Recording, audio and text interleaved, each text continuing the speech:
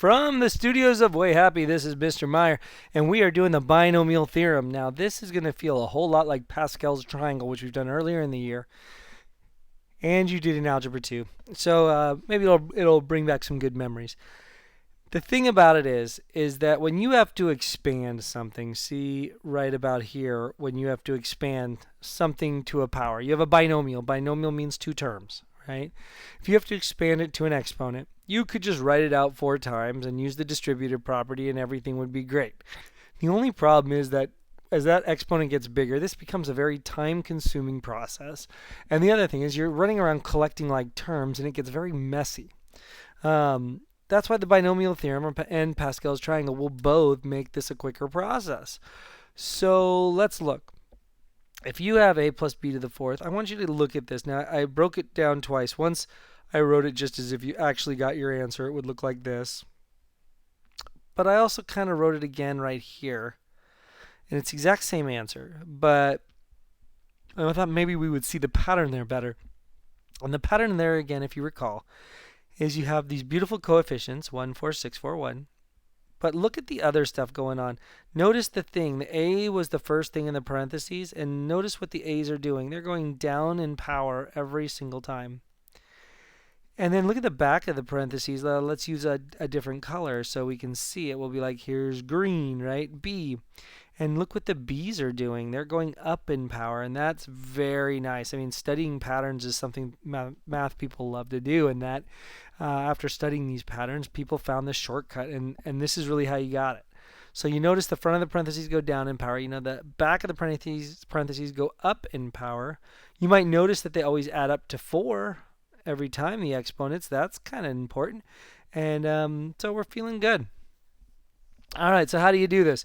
The only thing we don't know is how do you come up with the 1, 4, 6, 4, 1 in that slice? Well, that can be found 2 ways. One way is Pascal's triangle, and one way is, believe it or not, your good friend combinations, right? If this is to the 4th power, then you could do 4c0, and that would get you 1. If you do 4c1, that'll get you the 4. If you do 4c2, that'll get you the 6. 4c3 will get you 4. 4c4. So you always start off with 4c, or whatever the exponent is, c0, and you go all the way to the exponent c exponent, whatever that is.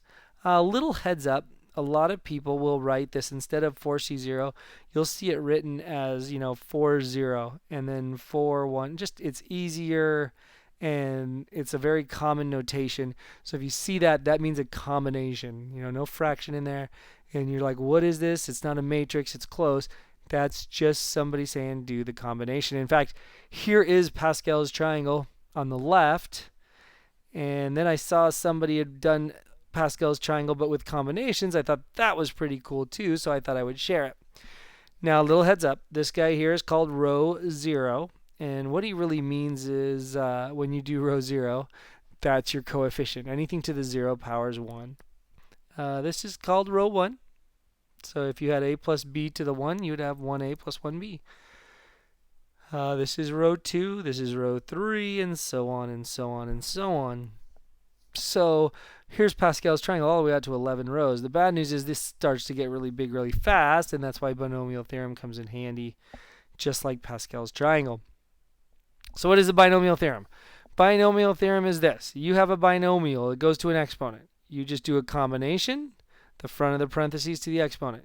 You do the next combination, front of the exponent, front of the parentheses to the exponent minus 1, and then the back of the parentheses. And you do this pattern all the way through. And then I added a little note here too because I knew what was coming, and I said, later on, we'll not only ask you to expand the whole thing, but we might ask you, hey, just go find one term. And so a little neat trick to know is whatever term you are on, if you want to find the 10th term, then in the binomial theorem, just make r be a 9. You always take the number of terms minus 1, and that's a little pattern that you'll notice. I should probably let you discover it on your own, but we'll see. So here we go. Let's expand. Now I do my expansions a little differently than normal. I write them vertically instead of horizontally, and then I just write my answer horizontally. It just makes my life easier. So look at this. Here's the 5th power. So I'm going to do 5c0 all the way to 5c1.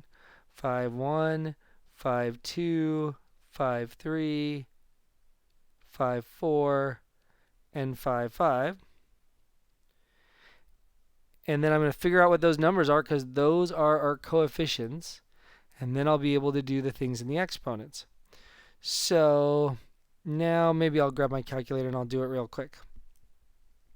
So when I want to do this, I will show you something super nice here. You can, on your calculator, have your calculator do a bunch of combinations at once. It goes like this. I'm going to do 5. You notice it's always 5c something. So 5 math over to probability. And then I'd have to do 0, 1, 2, 3. Well, you can do the little set notation and say 0, comma 1, comma 2, comma 3, comma 4, comma 5. Close that up and hit enter, and your calculator will tell you that it's 1, 5, 10, 10, 5, 1. So it just did it all for me. That row of Pascal's triangle that I needed. So this is 1, 5, 10, 10, 5, 1. Nailed it. All right, now the fun stuff begins really, right? That was because of the fifth power. Now I go to the front of the parentheses, and remember, we're going to go x to the fifth power, and we're going to go down every time. X to the fourth, x to the third, x to the second, x to the first, and x to the 0th, which is really just 1. And then we're going to go up in powers. So we're going to take the back of the parentheses, y. Make sure you take that sign if it's negative, and you'll have these alternating signs. But it's positive, so I don't care. And I go y to the 0, y to the 1, y to the 2, y to the 3, y to the 4, y to the 5. And notice you have yourself your answer. Expand it all out. X to the 5th, because that's the first term. This is x to the 5th. The next one looks like 5x to the 4th, so plus 5x to the 4th y. I've already combined like terms. The next one is going to be 10x cubed y squared. The next one's going to be 10x squared y cubed. I'm just copying them over. And this guy is going to be 5xy to the 4th. And last but not least, y to the 5th. And there's my answer.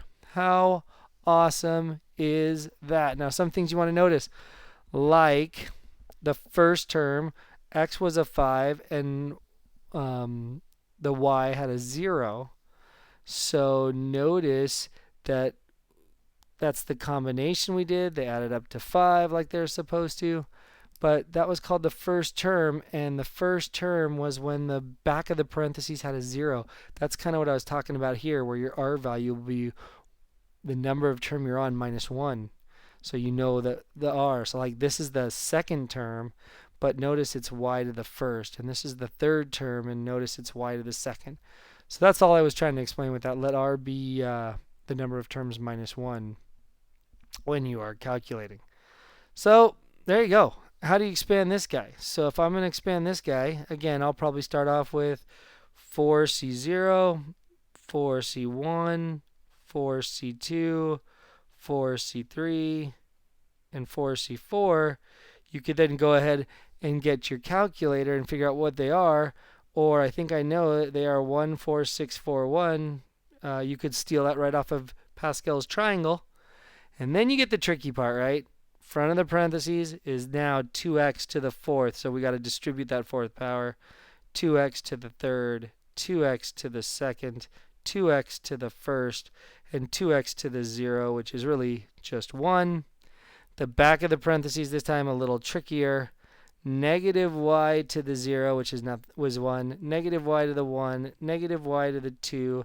Negative y to the 3. And negative y to the 4.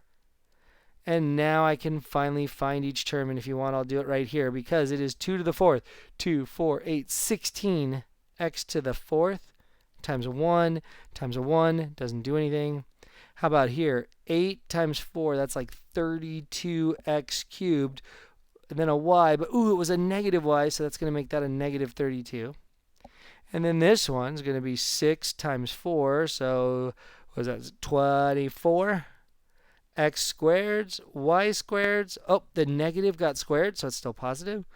Then coming down here, I got 4 times 2, which is 8. X, y cubed. Oh, but wait, that negative is cubed, so it's negative. And then last but not least, I just have y to the 4th. And so if I want to give you the answer, I would write it as 16x to the 4th minus 32x cubed y plus 24x squared y squared. minus 8xy cubed plus y to the fourth. And you might notice some nice things. That we have alternating signs, a positive, a negative, a positive, a negative, positive. And that's because in our binomial here, we had a negative, and that's going to cause the alternating signs. It didn't happen on the top one because it was positive. That's your binomial expansion. How fun, right?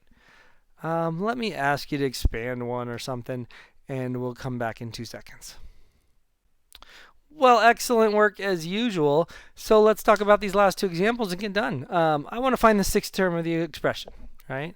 So there's where I'm talking about. If it is the sixth term, then I know the r value I'm using for the sixth term is the term minus 1. So our r is 5. So in order to figure out what the sixth term would be, I would do 9, 5, the front of the parentheses to the 9 minus 5 power, the back of the parentheses to the 5 power. Now, why would that be? Well, remember, because this bottom number is always going to go here, but this number, the reason I knew it was 9 minus 5 is they have to add up to 9. If that one's a 5, then this one's got to be whatever the heck 9 minus 5 is, or in this case, 4. So now I can figure out our beautiful answer. I can say, all right, I got to get a calculator to figure out what 9C5 is. So I only need that one. So 9 math NCR 5. So that is 126 times x to the fourth times 2 to the fifth. Well, what's that? 2, 4, 8, 16, 32 y to the fifth, right? The 5 belongs to both of them. Now I can multiply everything together. 126 times 32. I get 4032. 4032 x to the fourth y to the fifth. Now, that's the shortcut, right? I could have done the entire binomial theorem and got each piece, but this was just me jumping to the one term that they wanted, the sixth term in the list. So you could have built the whole list and then just circled the sixth term, or you could jump to the sixth term if you happen to remember the term minus 1 trick. How about this last one? It's going to be a little different, a little weird. Find the coefficient that is x to the 10th.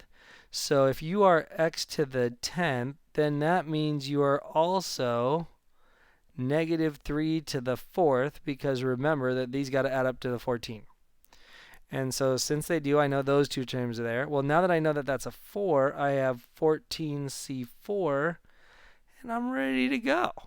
So again, I'm going to grab my calculator and find out what the heck 14 NCR4 is, which in this case is 1001. 1001. Then I have x to the 10th, and then I have negative 3 to the 4th. That's 9 times 9 is 81. And so all of these get multiplied together, and I get 81081. That's kind of a neat number. X to the 10th. And I jump up and down and say, what? This is fun. Good. Now you know. We'll do some in class, and I'll see you tomorrow. Stay happy.